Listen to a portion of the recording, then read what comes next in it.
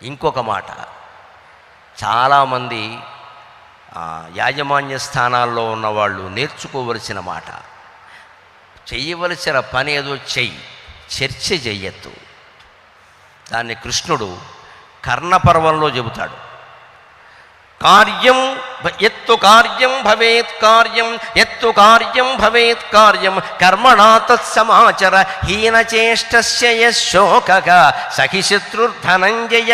అర్జున, మనిషికి శత్రువు పని కాదు, ఫలితం కాదు, ఆయుధం కాదు, వీడి చింత ఉందే ఆలోచన. ఈ ఆలోచనే పెద్ద శత్రువు. ఎత్తు కార్యం భవేత్ కార్యం. ఎందుకంటే కర్ణుడు నాగాస్త్రం వేశాడు. ఆ నాగాస్త్రం ఆయన చేతిలో, అది నాగాస్త్రం. అందులో అశ్వసేనుడనే పాము దూరి కక్ష కట్టాడని ఆయనకి తెలియదు. వాడి కక్ష వేరే, అశ్వసేనుడి కక్ష. వాడు ఇందులో దూరాడు, శత్రువులందరూ ఏకమైనట్టు. దూరిన విషయం కర్ణుడికి తెలియదు. కానీ నాగాస్త్రం దాని శక్తి దానికి ఉంది. దాన్ని పూజించాడు, నాగమంత్రంతో బాగా ఉపాసన చేశాడు, చదివాడు, వేశాడు. అది ఖచ్చితంగా అర్జునుడు ప్రాణం తీస్తుంది, అనుమానం వెళ్ళా. కానీ అది వేస్తుంటే అర్జునుడు వేస్తుంటే వెంటనే చూశాడు, కృష్ణుడు చూశాడు. అర్జునుడు బాణం వేస్తున్నాడు, ఏదో ఆ బాణం పనిచేయదు నాగాస్త్రానికి. కృష్ణుడు తన రథాన్ని కుడికాయలు బొట్టన వెళ్తూ ఓ తొక్కు తొక్కాడు కిందికి, అడుగు కిందికి వెళ్ళింది నేలలోకి. అప్పుడు నాగాస్త్రం ఏమైంది? కంఠానికి గురిపెట్టిన అస్త్రం అర్జునుడి కిరీటానికి తగిలింది, కిరీటం పడిపోయింది. అర్జునుడు ఏమన్నాడు? బావా బావా, నా కిరీటం పోయింది, ఇంద్రుడిచ్చిన కిరీటం. వెర్రిమోఖమా, కిరీటం పోతే డ్రామా కంపెనీ వాడిని అడిగితే ఎత్తడి కిరీటం ఎత్తాడు, పెట్టుకో. ప్రాణం మిగిలింది, సంతోషించవయ్యా. కిరీటం ఒక్కొక్కడికి ఇగో అలా ఉంటుందండి, అహంకారం. కిరీటం పోయింది, ప్రాణం మిగిలింది కదా, కిరీటం ముఖ్యమా ఇక్కడ? కిరీటం పోతే డ్రామా కంపెనీ వాడు అడిగితే ఇత్తడి కిరీటం ఇస్తాడు, పెట్టుకోవయా. ఈ గొడవంతా ఎందుకు? ప్రాణం మిగిలింది. ఎలా మిగిలింది అనేది నీకు అనవసరం. ఎత్తు కార్యం భవేత్ కార్యం కర్మణా తత్సమాచర.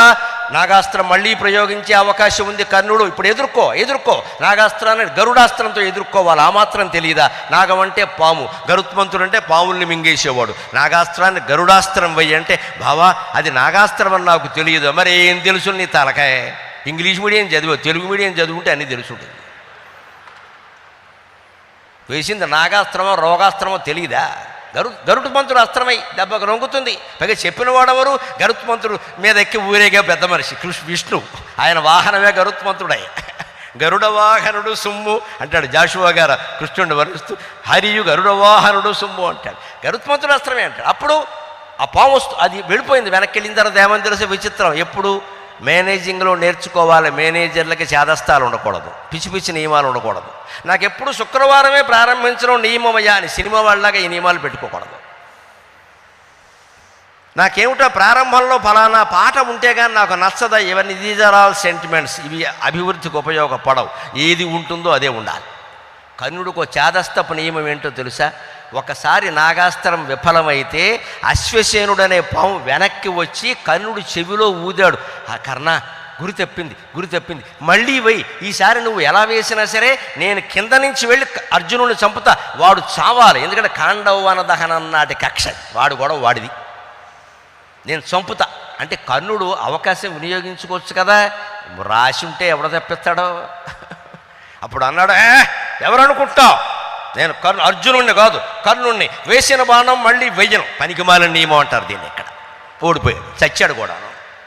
వేసిన బాణం మళ్ళీ వేయట. ఏమైంది? వేస్తే కొంపలు అంటుకున్నాయా? పేపర్ల వాళ్ళు ఏమైనా రాశారా? అందుకే మేనేజర్ అంటే చేదస్తపు నియమాలు ఉండకూడదు. చేదస్తం వదులుకొని సాహసంతో పనిచేయాలి.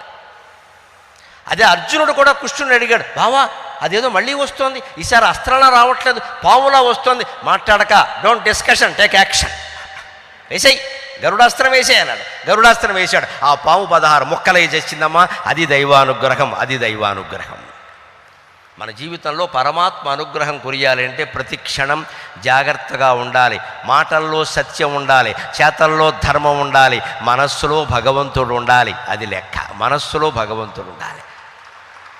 ఎప్పుడూ సత్యమే పలకాలి, ధర్మమే చెయ్యాలి, కానీ ఈ రెండిటికితో గెలుస్తాం అనుకోవడం పొరపాటు. నువ్వు ఎంత సత్యంగా ఉన్నా, ఎంత ధర్మంగా ఉన్నా అధర్మాత్ముడు జయించే అవకాశాలు చాలా ఉన్నాయి. అధర్మం గెలవకూడదు, అసత్యం గెలవకూడదు, సత్యం ధర్మమే గెలవాలంటే సత్యాన్ని ధర్మాన్ని బ్యాటరీతో ఛార్జింగ్ చేయాలి. ఆ బ్యాటరీ ఛార్జింగ్ ఏమిటో తెలుసా? నమ శివాయ, నమ శివాయ, నమో నారాయణాయ, నమో నారాయణాయ, శ్రీమాత్రే నమః, శ్రీమాత్రే నమః. ఇలా ఏదో ఒక భగవన్నామం నిరంతరం మనస్సులో మనం స్మరించాలి. అప్పుడు నీ సత్యం ధర్మమే గెలుస్తాయి, అధర్మం ఓడిపోతుంది ఖచ్చితంగా. భగవచ్ఛక్తి మనకి బ్యాటరీ ఛార్జింగ్లా ఉండాలి. కేవలం భగవచ్ఛక్తి మీద ఆధారపడితే కుదరదు. భగవంతుడికి నీకు సాయం చేయాల్సిన అవసరం ఏం లేదు ఇక్కడ. నువ్వు సత్యం ధర్మం పాటించవు, నీకెందుకు సాయం చేస్తాడు? సత్యం ధర్మం పాటించినంత మాత్రం నీ అంత నువ్వు గెలుస్తావని ఎక్కడా లేదు. భగవత్ సహాయం ఉండవలసిందే. పురుష ప్రయత్నం, దైవానుగ్రహం రెండూ రైలు పట్టాల్లాంటివే. రెండూ సమానమైన దూరంలో ఉంటేనే రైలు నడుస్తుంది. ఒక పట్టా మీద రైలు నడవదు. రెండూ సమానమే. దేన్ని తక్కువ చేయక్కల. దైవానుగ్రహం కోసం మానవ ప్రయత్నాన్ని నిర్వీర్యం చేయక్కల. అలాగే ఏదో పురుష ప్రయత్నం కోసం దైవానుగ్రహాన్ని లోకువు చేసి మాట్లాడక్కల. ఈ రకంగా మేనేజింగ్ చేయించి ఇంకొక మాట ఉద్యోగులకి చెప్పి నేను సెలవు తీసుకుంటా. ఉద్యోగులు ఉండవలసిన విధానం గురించి కూడా మన సాహిత్యంలో చాలా చెప్పారు. అనాహూత ప్రవిశతి, అపృష్టో బహుభాషతే, అవిశ్వస్తే విశ్వసితి, మూఢచేతానరాధమాక. ఎప్పుడూ యజమాని గదిలోకి పిలవకుండా వెళ్ళకూడదు. డైరెక్టర్ గదిలోకి, యజమాని గదిలోకి అసిస్టెంట్ మేనేజర్ అయినా సరే పిలిస్తేనే వెళ్ళాలి. లేదు తనకి ఏదైనా పని ఉంటే వెళ్ళచ్చు, తప్పులేదు, ముఖ్యమైన పని ఉంటే. కానీ ఖాళీగా ఉన్నప్పుడల్లా అక్కడికి వెళ్ళి ఊరికే ఆశమ్మ బోషమ్మ మొదలెట్టామనుకోండి, మిగిలిన వాళ్ళందరికీ అనుమానం వస్తుంది. అక్కడి నుంచి లేనిపోని మాటలు అన్నీ వస్తాయి. ఈయనకి ఉత్తమ ఉద్యోగి అని ఎవరన్నా ఒక అవార్డు ఇచ్చారు, ఎందుకెవరో అస్తమానం అక్కడే ఉండేవాడు అంటాడంతే. అక్కడ ఈయన కష్టపడి పనిచేసింది అంతా పోయింది. ఉపాధ్యాయ రంగం మీద ఎప్పటికీ ఉంది. ఉత్తమ ఉపాధ్యాయ అవార్డులు ఎవరికి వస్తాయన్న పాఠం చెప్పిన వాళ్ళకి కాదు, డిఈఓ ఆఫీస్ చుట్టూ తిరిగిన వాళ్ళకి వస్తాయి. వాళ్ళు పాఠం చెప్పలేదు. మామూలు పాపం ఉపాధ్యాయులు అనుకుంటారు చచ్చి చెడి పాఠం చెప్పిన వాళ్ళం పోయాం, మంత్రుల చుట్టూ తిరిగాడు అందుకే అనుకోవచ్చు. మరి ఏమైందంటే విద్యారంగం డేలా పడింది. ప్రభుత్వ విద్య లేదు ఎక్కడ. ఎందుకు వచ్చింది అది? ఉద్యోగులు కూడా ఎలా ఉండవలసిన వాళ్ళు అలాగే ఉండాలి. పిలవకుండా వెళ్ళొద్దు. వెళితే ఆ పని అయిపోగానే నిలబడే మాట్లాడాలి. కూర్చోమంటే 2 నిమిషాలు కూర్చోవచ్చు, పర్వాలేదు. ఇంకా అక్కడ కూర్చుని పేకాట చదరంగం వేసేయకూడదు, వచ్చేయాలి బయటికి. అపృష్టో బహుభాషతే, ఎప్పుడు యజమానితో ఉద్యోగులు మాట్లాడినప్పుడు అడగకుండా ఎక్కువ విషయాలు చెప్పకూడదు. అడిగిన విషయమే చెప్పాలి, వచ్చేయాలి. ఏమయ్యా ఫలానా ఆయన గురించి అసలు నీ అభిప్రాయం ఏమిటంటే, మీ ముందు నేను ఎంతండి అని వచ్చేయాలి. అక్కడి నుంచి గొడవ లేకుండా. అసలు వాడి గురించి ఎప్పుడో నేను చెబుదాం అనుకున్నానండి, మీరు ఇప్పుడు అడిగారు అని చెప్పి శ్రీ మహాగణాధిపతి ఏ నమః అని పురాణం చెప్పకూడదు. నేను అడగలేదా? ఎందుకు అడుగుతాడో తెలుసా యజమాని ఈ మాట? వాడి మీద వీడికి, వీడి మీద వాడికి పెట్టేయడానికి. అంతే. వాడి టెక్నిక్ వాడుకుంటుంది. ఎందుకు చెప్పాలి మనం ఇంకోటి గురించి నేరాలు? మీరు అడగడం ఎంతకాలం అడగలేదని చూస్తున్నానండి. అడిగారు కదా, ఇదిగో ఆయన 18 అధ్యాయాలు, ఏకాదశ అధ్యాయ స్వాప్త కొబ్బరికాయ కొట్టండి, ద్వితీయ అధ్యాయ స్వాప్త కొబ్బరికాయ కొట్టండి. 18 అధ్యాయాలు అయ్యే వరకు వీడు మేనేజర్ రూమ్లోంచి రాడు. వీడు చుట్టూ విషవలయం పేరుకుపోతుంది. ఇక్కడ శత్రువులు ఎక్కువైపోతారు. ఆయనకి ఈయనకి కూడా. ఆయన లోకివైపోతాడు ఈయనకి ప్రాధాన్యం ఇచ్చినందుకు. ఆయన సొంతంగా ఏ నిర్ణయం తీసుకోలేడు, ఈయన మీద ఆధారపడతాడు. ఎందుకు వచ్చిన గొడవ ఇది? అవిశ్వస్తే విశ్వసితి, పిలవకుండా వెళ్ళొద్దు, అడిగిన దానికంటే ఎక్కువ మాట్లాడొద్దు, నమ్మకూడని వాడిని నమ్మొద్దు. యజమానులు ఒక్కోసారి ఎలా ఉంటారు అంటే, మన నాయకులు ఉంటారు ముఖ్యంగా అలాగా, అడ్డమైన ఫైల్స్ మీద అధికారుల చేత సంతకం చేయిస్తారు. వారు ఎక్కడా ఏమీ రాయరు. వారు హాయిగా పదవుల నుంచి దిగిపోయి ఇంటి దగ్గర ఉంటారు. వీరు జైల్లో ఉంటారు. జరుగుతున్న భాగవతం చూస్తున్నారు. వీరు ఎందుకు వచ్చిందండి ఈ పరిస్థితి? ఐఏఎస్ ఐపీఎస్ ఆఫీసర్లు ధైర్యంగా ఉండలేకపోతున్నారు. వాళ్ళు సంతకం ఎక్కడ పెట్టమంటే ఆ పెట్టే ఆయన ఏమంటాడు, నేను చూసుకుంటానయ్యా నీకెందుకు, అంతవరకు వీడు ఉండకపోతే ముందే యమధర్మరాజు వీడిని చూసుకుంటే మన పరిస్థితి. అంచేది అధర్మం జరిగేటప్పుడు, అక్రమం జరిగేటప్పుడు మనం బాధ్యత వహించొద్దు. సంతకం పెట్టమంటే ఇది తప్పు, కానీ నేను చెయ్యమన్నాను, మీరు పెట్టండి సార్ అప్పుడు నేను పెడతానని చెప్పాలి. రోగం కుదిరిపోతుంది. ఇది తప్పు కానీ నేను చెయ్యమన్నాను అని పెట్టండి, నేను పెడతా. ఏం చెయ్యలేరమ్మా.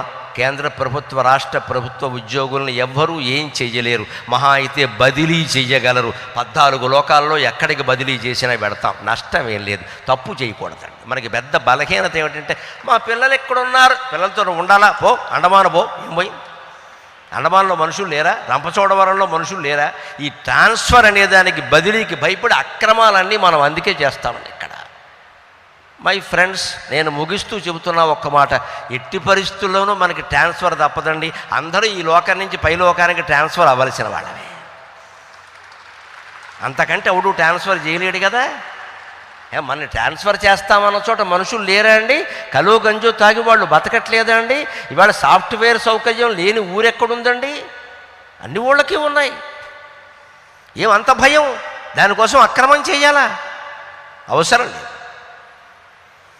ఈ నియమాలు కనుక మనం పాటించినట్లయితే ఖచ్చితంగా సంస్థకి మంచి పేరు వస్తుంది, అన్నీ బాగుంటాయి. చివరిగా ఒక్క మాట చెప్పి నేను సెలవు తీసుకుంటా. మహిళా ఉద్యోగులు చాలామంది ఉన్నారు. వారి మీద పురుష ఉద్యోగుల కంటే రెట్టింపు భారం ఉంటుంది, నాకు తెలుసు. ఇది భారతదేశం, ఇది భారతదేశం. ఇక్కడ చూడాలి, అక్కడ చూడాలి. ఎన్ని గొప్పలు చెప్పినా ఇంట్లో ఏ మొగాడు సహకరించడమ్మా అనుమానమేం లేదు, నాతో సహా అందరూ. అందుకే ఆవిడ ఉద్యోగం చేయదు, ఇంట్లోనే ఉంటుంది. ఎందుకు వచ్చిన గొడవ? ఏదో చెప్తారు గొప్ప కబుర్లు. లేదమ్మా, ఇంటికి వెళ్ళాక కాఫీ ఆడది పెట్టాల్సిందే, వంట ఆవిడ ఉండాల్సిందే. లేకపోతే ఆర్డర్ పెడతాడు కానీ ఇంట్లో ఆవిడ చేసేవాళ్ళు లేడు. ఇక్కడ ఎంత సంపాదించినా సరే, ఎంత మేనేజర్ అయినా సరే, స్త్రీల పరిస్థితి వేరు. మహిళా ఉద్యోగుల్ని రెట్టింపు గౌరవంతో చూడవలసిందేనండి. వారి కోసం కొన్ని సౌకర్యాలు కల్పించాలి ఖచ్చితంగా. ఎందుకంటే వాళ్ళు పడుతున్న యాతన ఇంత అంతా కాదు. అధికారులుగా అరి ఆగ్రహమును సైచి, నేను చమత్కారంగా ఓ పద్యం చెప్పాను. ఉద్యోగాలు పడుతున్న మహిళలు పడుతున్న పాటలు చూసి ఒక అవధానంలో చెప్పిన పద్యం ఇది. దీంతో మనం సెలవు తీసుకుందాం సరదాగా నవ్వుకుంటూ. అధికారులుగా అరి ఆగ్రహమును సైచి తళిగట్టినవా అని దర్పమోర్చి. ఇక్కడో యజమాని, అక్కడో యజమాని చస్తున్నారు వాళ్ళు నిజంగా. అధికారులుగా అరి ఆగ్రహమును సైచి తాళిగట్టినవా అని దర్పమోర్చి ఫైళ్ల కౌగిళ్లలో పరవశించుట నేర్చి మగని కౌగిలి మాట మరిచిపోయి. ఫైళ్ల కౌగిళ్లలో పరవశించుట నేర్చి మగని కౌగిలి మాట మరచిపోయి. సాటి ఉద్యోగుల సైగలు భరించి, సాటి ఉద్యోగుల సైగలు భరించి పాలకేక్షడు అని గోలమాంచి, పాలకేక్షడు వాని గోలమాంచి ఉయ్యాల బస్సులో ఒత్తిళ్ళు భరించి, ఉయ్యాల బస్సులో ఒత్తిళ్ళు భరించి అతిథి దేవుళ్లతో అలసిపోయి.